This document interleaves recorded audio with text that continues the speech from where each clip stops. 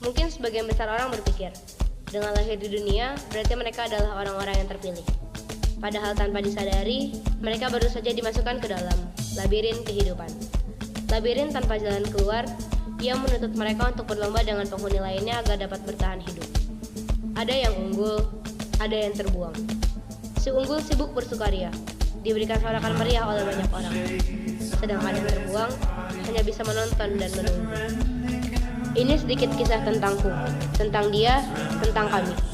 Kisah perjuangan anak remaja yang berlomba untuk menjadi pemenang. Sebenarnya, tidak ada yang menarik dari kisah ini. Sekedar cerita monoton anak SMA pada umumnya. Aku hanya ingin menyimpan kenangan masa lalu sebelum kenangan tersebut terlupakan nantinya.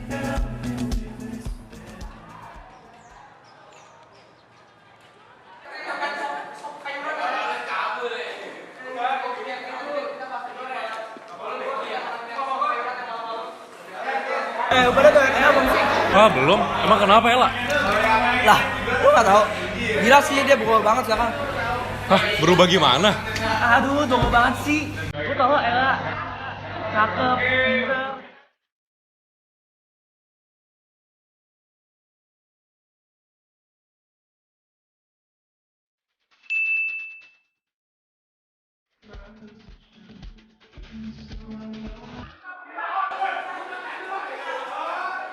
Seorang yang dibicarakan itu bukanlah aku. Dia adalah Astrella, sahabatku. Satu-satunya orang yang kuajak bicara. Ia yang sangat bertolak belakang denganku. Seorang ekstrovert yang dipuji oleh banyak orang. Ya, dia adalah aku, Modesta. Kutu buku yang tidak pernah dilihat, bahkan sekadar dilirik oleh orang-orang. Terkadang aku iri dengan Ella, selalu dicari dan didambakan oleh semua orang. Tapi siapa aku? Hanya bisa sembunyi di belakangnya. Atau mungkin memang belum waktuku untuk terlihat. Tapi yang terpenting bagiku sekarang, aku bahagia. Kami berteman sejak duduk di bangku SMP. Saat itu, aku sedang duduk sendiri, hingga Ella menghampiri dan mengajakku kenalan. Setelahnya, kami selalu menghabiskan waktu bersama, entah mengerjakan tugas, bercanda tawa, maupun menangis ria. Aku selalu menemaninya, menyaksikannya tumbuh menjadi primadona sekolah.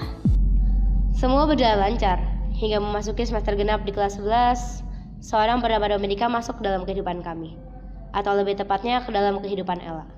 Awalnya aku menerima kedatangannya dengan baik, turut berbahagia karena kami mendapatkan teman baru. Tapi lambat laun... Pak, ntar mau tugas bareng yuk. Pak. Hah? Sorry tadi nggak merhatiin, Di. Kenapa?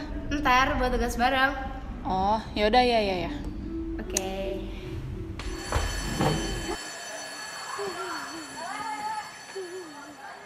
Mau kemana? Gue udah janjian sama Ica tadi, udah ditungguin nih sama dia. Loh, kita kan mau nugas.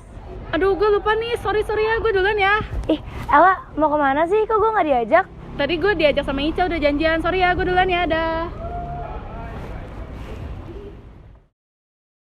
Sejak saat itu, aku tahu ada yang tidak beres. Ella mulai menjauhiku, meninggalkanku, sahabatnya di masa suka maupun duka seorang diri. Beberapa kali aku menyerukan namanya. Ia seperti tidak ada waktu, bahkan hanya untuk sekedar menoleh. Ia mengambil sahabatku.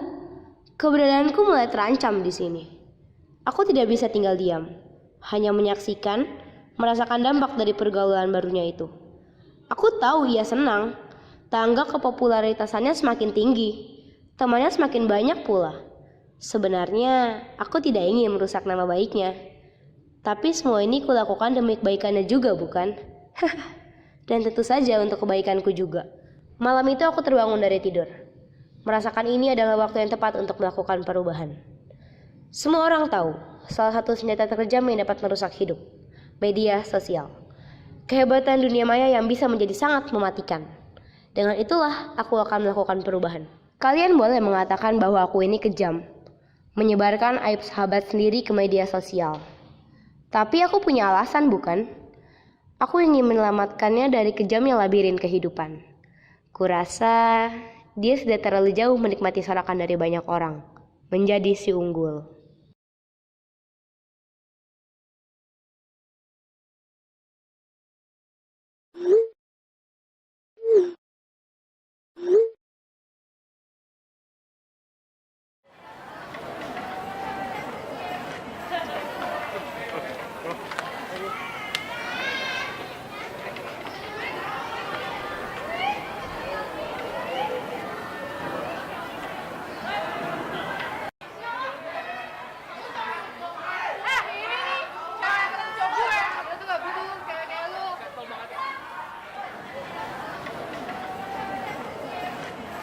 Rencanaku berhasil. Semua orang mulai mengoloknya.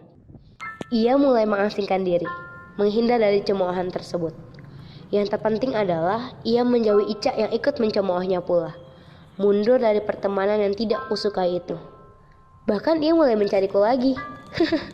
Memang, kesannya ia hanya mencariku di saat susah saja. Tapi tidak apa, semua akan terbayar nantinya. Ia semakin bersembunyi, semakin lelah menghadapi kenyataan yang terpampang nyata di hadapannya.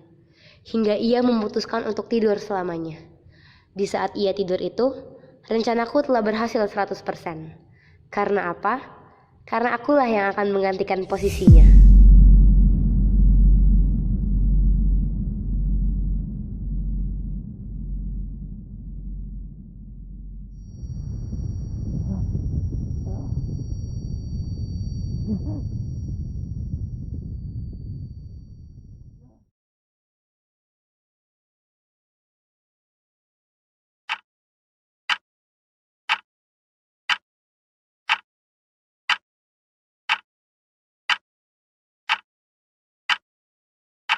Selamat tidur Astrella, tidur yang nyenyak untuk selamanya. Masamu sudah berakhir sekarang. Inilah waktuku untuk bersinar, setelah bersembunyi di belakangmu selama bertahun-tahun. Waktumu untuk menutup buku, dan waktuku untuk membuka lembaran baru. Jadi ya gitu, gara-gara ada yang nyebar aib dia jadi dijauhin. Terus? Sejak saat itu dia benar-benar beda banget. Lu bayangin weh, dia jadi kutu buku sekarang. Gimana dengan kita jadi kutu buku? Hah, demi apa lu? Gila, gue jadi gak enak nih kemarin ngolok-ngolokin dia. Bahkan juga kerjaan orang iseng yang cuma iri, malah-malah.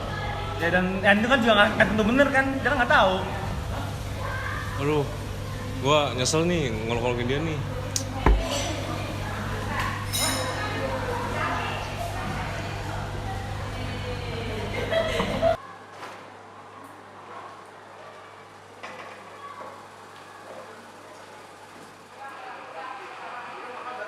Hai, ini aku, Modesta, kepribadian kedua dari Astrella.